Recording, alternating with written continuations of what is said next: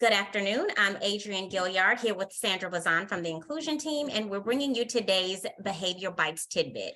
So our Behavior Bites tidbit today is getting the wiggles out. So we all have those children that are in our classrooms that are wiggly. They don't sit still during circle time. They lack focus, and it's hard for them to stay on task. So today we're going to provide some strategies and some different techniques on how we can help those children with their wiggles and with their fidgeting.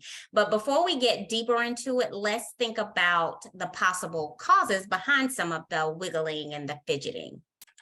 And so, Sandy, we're going to get into that a little bit. Okay, so wiggling, right? So you have those children that are on the carpet and for whatever reason, they cannot sit still. They're rolling around, they're bumping into children. They're just, you can tell that their bodies are constantly on the go.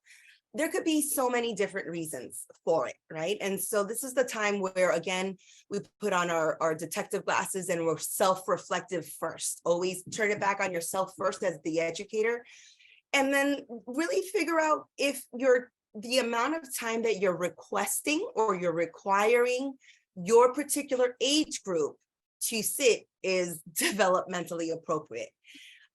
If you have, a class of 2-year-olds and your circle time is 45 minutes long, I promise you, it's not just going to be one child. It's going to be multiple children. Pretty much all of them.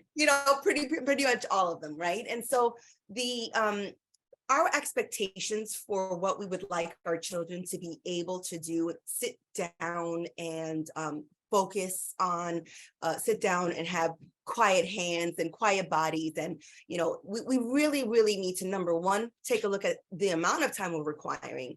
And then number two, is the activity engaging? Is it boring? Is it not something that those children or that particular child is interested in? And then the question becomes, how do we pull them in? And then how do we regulate them? How do we get those wiggles out? Right. And the other thing that we have to take a look at is whether or not the activities, not only are they interesting and highly active, but are they developmentally appropriate? Because if they are not developmentally appropriate, it could be something that is too advanced for that child to do. So of course, because they don't know how to complete that activity or know how to stay on task with that, they are going to exhibit wiggles and fidgeting. Right. And so if they're beyond that, the same thing. Right. And so we always have to be self-reflective in that sense. But the other thing that I wanted to think about was, the varying possibilities that it could be something more, than just an active child, right? So this is again where you have to have that rapport with your parents and try to figure out, is there a sensory issue? Does this child need some proprioceptive, those big motor movements before we require them to sit down crisscross applesauce, on the carpet? So those are the things that we definitely want to think about.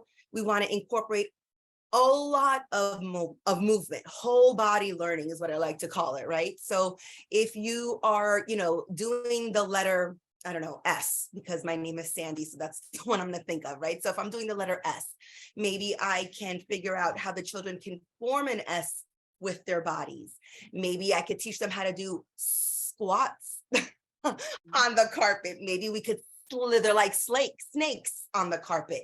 There's a lot of different things that you can incorporate. So one of the big things is if you have a wiggly child, is to make sure that you have a lot of those brain breaks, a lot of opportunity for movement, a lot of, interactive, stand up, sit down, touch your toes, touch your head, like a lot of movement incorporated in those timeframes where you really, really want them to just sit there. We have to understand that sometimes that's just, I don't know about you, Adrienne, but if I'm, as an adult, required to sit for longer than I don't know, 5 minutes, my knee already starts to move. Like and right now it's moving. And if I stop that, I almost forget how to speak. I don't know Exactly. if that makes sense, And see, and with me, I don't even sit down to work usually. I stand up the whole Right. time. And so that's the other thing. We Mhm. really need to make sure that we are flexible. Flexible seating is a phenomenal idea if you have a wiggly kid. So I don't know if you guys have ever seen in fitness, right? They have these domes where you do like sit-ups, and they're like half domes with a flat back. They sell those for children to Mhm. sit on, and it kind of gives them an ability to still wiggle. So they're getting that movement in that they need, but they're not up and down and distracting you. Another thing that you could do is exercise bands, right? If you put those on a chair, on the legs of a chair, and you teach a student how to bounce their legs up, that might, alleviate some of the difficulties that you're having with a wiggly student. The other thing might be just, transitions. Use your transitions to be, whole body movement experiences for these students. Like transition with music, transition with a song, transition with, whatever it is that you feel that those children or that child specifically needs. Maybe that child needs to hop like a bunny from circle time to his center, or from the center back to circle time. Maybe there's just so much that can go into it, but we really need to first make sure that we're not expecting something that developmentally is not appropriate. Right. So you can't expect pre-VPKers, the 4 or 5-year-olds, to sit for a little bit longer. You can expect them to do, some academic, more boring, if they consider it boring, right? Some of them like it, but like not the play stuff, right? And so when they're doing those things, when it's a non-preferred and you have a wiggly student, maybe we self-reflect and we become more flexible, and we allow the student to stand up and do the work. What difference does it make whether the student is standing up Or sitting down. Or sitting down, as long as he or she is focusing on the task at hand, right? So we have to kind of like flip it and make sure that it's not our issue, that we want our students to be, that's not going to happen. That's just that whole, hands folded in your lap, and that's not going to happen. So we as the educators, we really need to be a little bit more realistic, so to speak. Right. And then another thing, go ahead. Sorry. Another thing is that, when we're talking about, we talk about our VPK students, and we know that there are a certain amount of activities that have to be completed. We know this. We also know that there is a schedule, but we have to really take the time and look at our schedules and see how rigid our schedules are for those children. And this isn't for children that necessarily have sensory processing challenges, but this is for typically developing children as well. Absolutely. Look at the schedules. If we have to revise and rework those schedules so that there's a little bit more freedom for movement, that'll be a lot better. Or even if you plan your schedule where it's like they're sitting, they're standing and playing, they're sitting, they're standing, even if you think of your schedule in terms of movement, right. The amount of time that you're requiring them to sit versus the amount of time, what's the next activity? Are you requiring them to sit again for the next activity? Let it be a balance. Exactly. If your day is based on sedentary activities, you're gonna have a lot more challenging behaviors, so. Right. And so one of the options that I always thought was like a doable option is we should all have that safe space in our rooms, correct? And so my safe space was always /sensory /gross motor, anything that whatever that student needed, that area became it. And so I had a bunch of visuals of ideas for, gross motor things put up on my walls, and they would choose one, whatever it was, like jumping jacks or head, knee, toe touches, like anything that you can get them to move their entire bodies, have a visual of it. Tell them, I see that you've got the wiggles. Do you want to go take a break and get them out? And when you're ready, when your wiggles are all gone, you want to come back. And so you allow for them to understand how they work and what works best for them. There's another thing, though, that I wanted to talk about. We have those students that require something constantly in their hands. Fidgeting, right? And so, again, as educators, we really need to look at our perception of the use of fidgets. Okay, I have a son who must, in order to work appropriately, have the TV on, a headphone in, and something in his not writing hand. If he doesn't have all three of those, there's no work being done. And as a mom, at first I was like, how can you concentrate? I don't know how he does it, but that's how he does it. And that's the only way that he's able to do it. So as a mom, I had to step back and say, hey, listen, I need you to get your work done. However makes it easier for you, however your body needs to do it, that's on you, right? And so as teachers of these little guys, we need to kind of understand that everybody has different ways of learning. Everybody has different ways of being able to center themselves and remain focused on a task, right? Especially if it's a non-preferred task. You know, those preferred tasks, the sitting down to watch a movie, never an issue. Never an issue. The sitting down to play a video game, never an issue. The sitting down to listen to a story being read on a book that you don't really care about. Not the best book, not the best story. Yeah. Not the best book, you're going to have an issue. So some of the things that I would incorporate, like if I'm reading a book and I see that the kids are kind of like wiggly, I would make sure that I can have them maybe act out some things, maybe, I don't know, role play a little bit, use. Absolutely. Role play and acting it out, they always work. And, and I had a child in my classroom.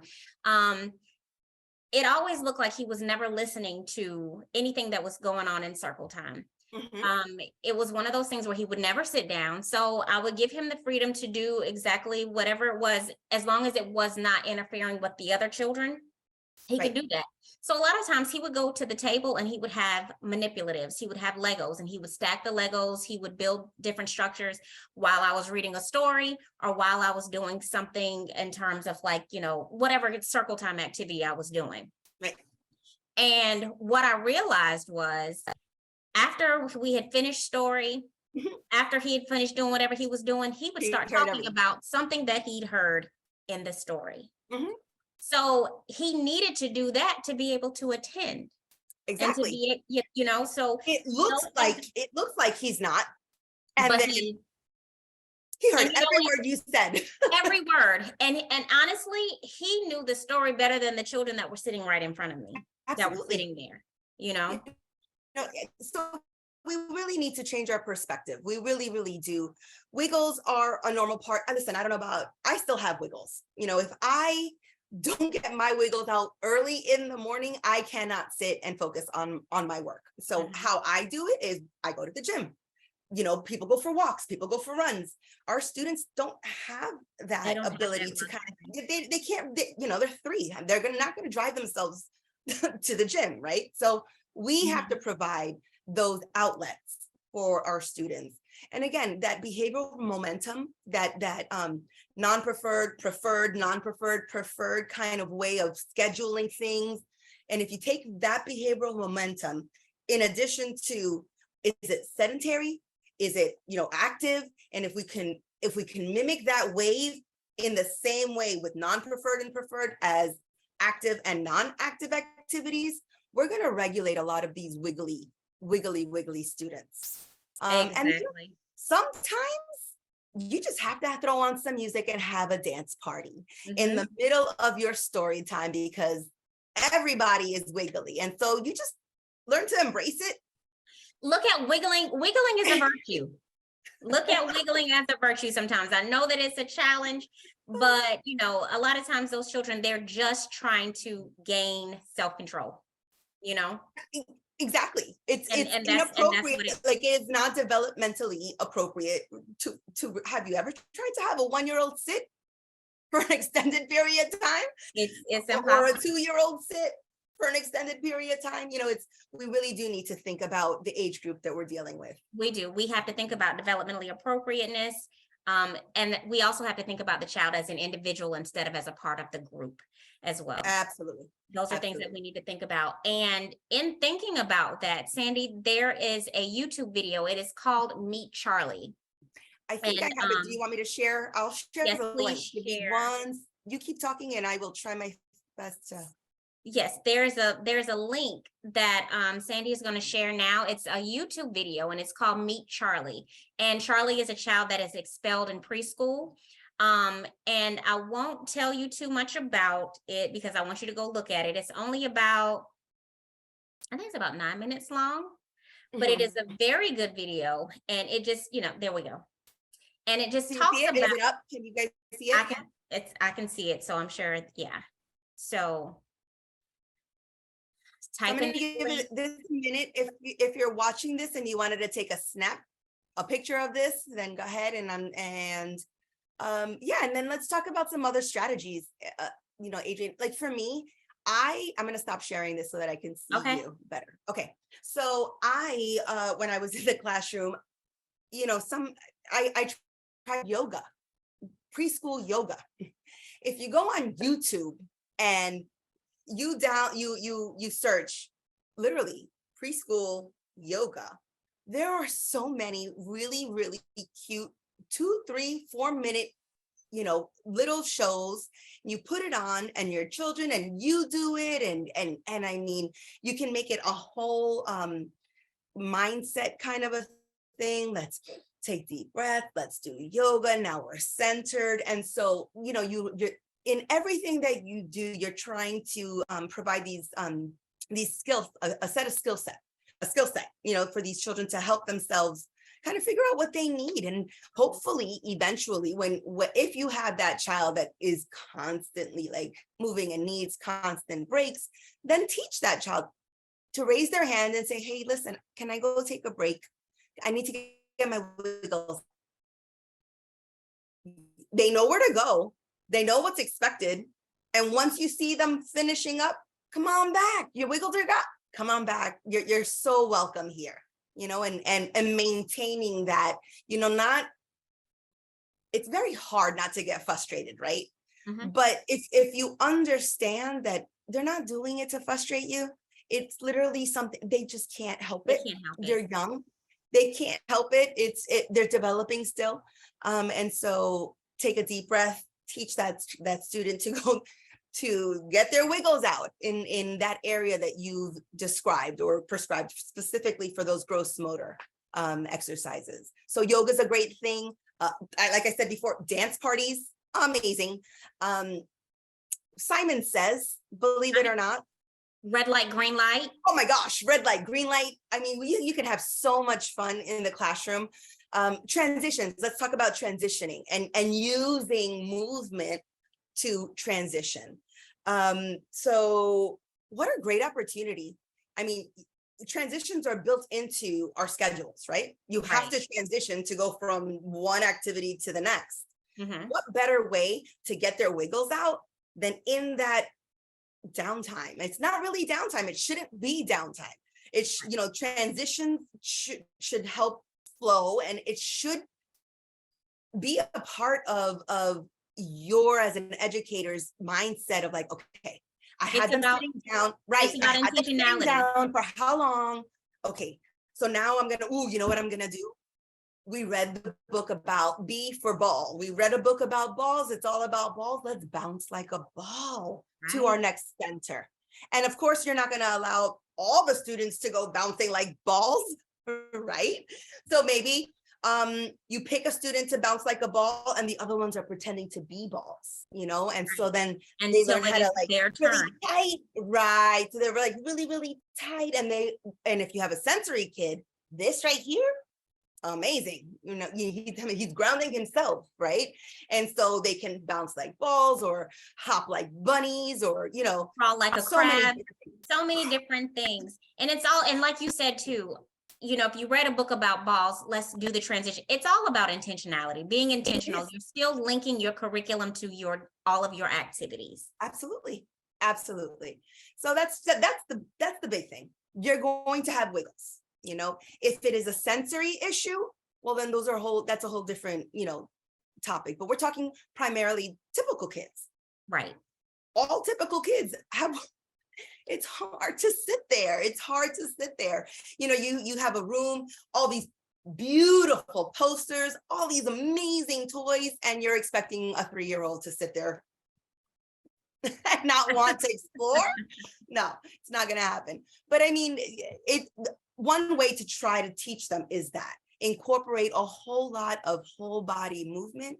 And then you're also, what you're doing essentially is you're bringing in the different modalities for different types of learners. You know, you have those kinesthetic learners. They need to move they need to become an S. They need to slither like a snake to understand. You know what I mean? So you're tackling so many different things by just having a moment where they can stand up and jump and be silly with your children. Definitely be silly with your children. Absolutely. Yes. All right. Well, thank you so much, Sandy. And thank you guys for tuning in for this week's behavior tidbit on getting the wiggles out. Thank you so much for all that you do for our children in the community, and we will see you next week.